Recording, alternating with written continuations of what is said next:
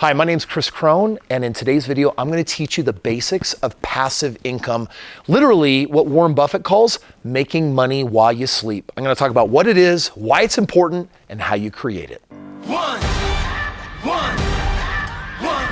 shot, now the future is yours. Go! I'm turning dreams into reality. Yeah, it's one shot, now the future is yours. Go! Why is passive income so important to me, and why should it be important to you? Well, you've heard that time is money. Most people trade time for money, and that's a very linear movement. It means that if you don't work, you don't get paid. Most people, when they work, they do get paid, but they don't have enough money. And that's because they don't have money working for them, literally even when they're sleeping. Warren Buffett says that if you're not making money while you sleep, you're actually doing it wrong. You're never going to be rich. Now, I just want to illustrate this for a moment because I live out here in this beautiful neighborhood. It's wintertime right now, but I'm up here in the mountains. I live in this beautiful multi-million-dollar home. I drive some of the nicest cars. I travel all over the world. And frankly, I've got the nicest lifestyle I can possibly imagine. All of that is made possible not because I work for money. It's because money works for me. This works because there is a world of a difference between active income versus passive income. Active income means I need to give it me and my time so I can get something. Passive income says, I don't need you. I just need you to set me up and I will make money for you. And ultimately, this is a key to becoming financially free. And I want to define that for you. Financial freedom means having time and money. Because there are those that make really great money but have no time, and that's its own form of prison. There are those, however, that don't have money but have all the time in the world, and again, that's not freedom either.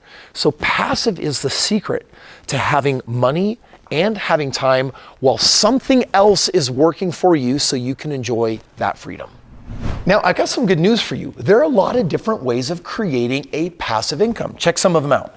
You could invest in dividend-paying stocks. This is, hey, Kris, I'm putting my money in the stock market where every quarter they actually give me money based on the stocks that I chose. There's also licensing and royalties, literally book sales, music, art, things that you put money in, and then when people use these things or buy these things, there's a little bit that keeps coming back to you in perpetuity, meaning maybe even for the rest of your life. There's renting out property. Like I love to buy homes and I have a tenant that pays me to live there and they're paying down the mortgage. The real estate is going up in value. I get a positive cash flow and I don't even have to pay taxes on it because of the depreciation benefit that the government gives me. I love that. You also have selling online courses, drop shipping. You've got equity in a private business. I have ownership in businesses, one in particular this last year that paid me $1 million. That was cool. I give that business probably 5 hours a year. That was worth $1 million. That comes out to $200,000 an hour. Yeah, you're right, man. Making money is me, man. There's also print-on-demand shops and vending machines and renting out your car or unused spaces, affiliate marketing, MLMs. There's a lot of examples, and I'm going to tell you they're not all created equal. Some of these ideas, frankly, suck, but some of them don't. Some of them are really good.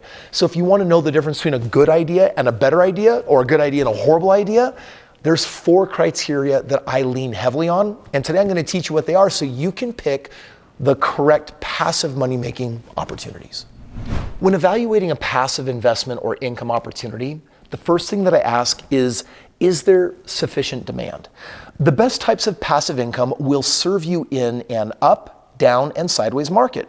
In order to be able to set it and forget it, you should be offering a universal need with a steady demand no matter what economic condition you're in.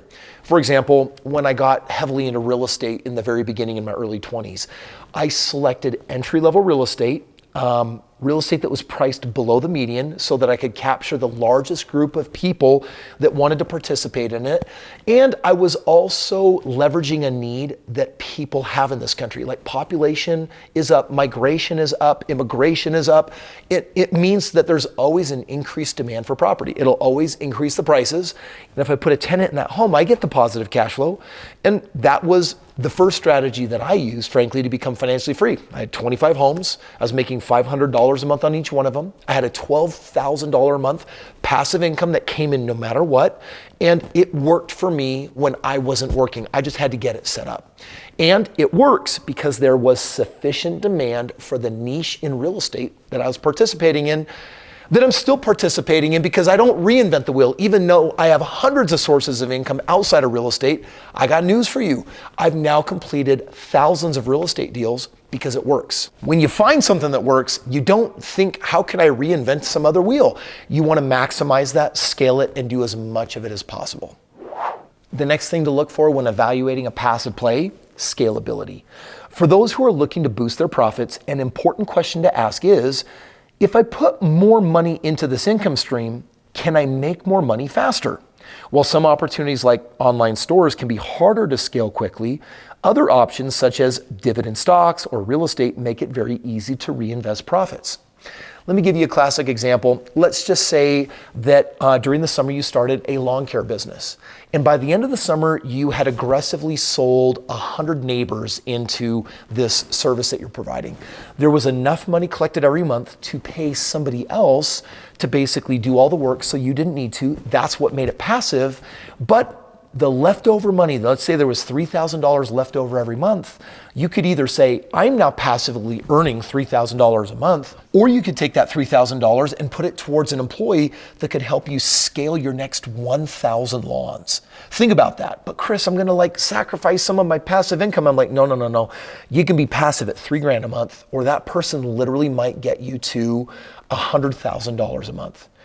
That's what scaling is. If you put more money into it, can you grow it? And if the answer is yes, you're likely barking up the right tree. Barking up the right tree? Now, margin is always associated with what do you get to keep. For example, if whatever the passive activity is, you're basically collecting $1, margin means how much are you keeping? If you keep 1 penny, you have a sucky margin because you're keeping 1%. If you're keeping 50 cents on every dollar that comes in, you have a really high margin because you're keeping half of all the money that comes in. You want to be looking for opportunities that are passive, that have high margin association. While it is possible that your business will go viral, the truth is you won't be the next Walmart. Without the ability to move large volume, you should make sure that your margins are high. The best way to do this is typically to serve an undersaturated market or niche market where people are willing to pay a premium for the value that you provide.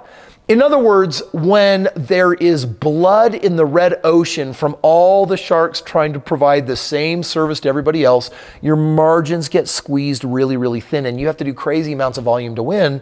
You really want to search for an opportunity that no one's playing in, because it means that if people see the value and they pay, you're typically going to earn a very high margin.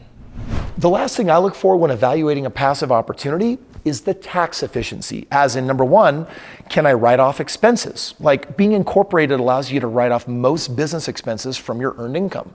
If this is a business, there are over 250 different legitimate write-offs that you have access to. And remember, there's 2 ways to make money. The first one is to sell something and keep some of that after you supply, but the other one is to save money by doing business more intelligently. Write-off expenses is a really great way to keep more of what you earn. You also have the ability to defer taxes with some opportunities, meaning some special tax codes allow you to defer your taxes. For example, a 1031 exchange in the game of real estate allows you to roll over profits from one deal to another one and not have to pay taxes on it. Number 3 is capital gains. If your business involves an appreciating asset that you hold on to for over a year, you can benefit from a lower long-term capital gains. Like you can move from 40% down to 20%. And tax efficiency might also include depreciation of an asset. If your business involves purchasing equipment, you can depreciate the value of everything from laptops to buildings, and you check with your CPA. But all of these things allow you to actually keep more of what you make in your pocket rather than giving it to the government or letting it produce leakage in the form of unnecessary expenses. This is just a taste to how you win financially by playing the passive game. But if you want to master the game instead of just being a dabbler, then I would recommend getting a copy of this book for free. This is the 5th book that I've written and the most important financial book I will probably ever write in my entire life, because it contains multiple investment opportunities, many of which are entirely passive, to protect your time while making you money. And I've got information in this book that just doesn't exist out there in the world, because I'm going to teach you a fresh new lens for how you really evaluate the best opportunities. And I'll give you tips on the best ones that are out there that literally could make you a millionaire and, kid you not, a billionaire. Click the link below. I'm going to have you pay the shipping on this, but otherwise the book itself, full color, I'm sending entirely out to you for free at no other cost. It's a gift from me to you to help you on your journey to financial freedom. Click the link, grab your copy. You know, some people just outright call me a liar when I tell them that I became a millionaire with less than $3,000. And what they don't understand is I did that through house hacking. And if you don't know what house hacking is, you should, because it's one of the fastest ways to build your net worth and become a millionaire. Click this link, let me show you how I did it.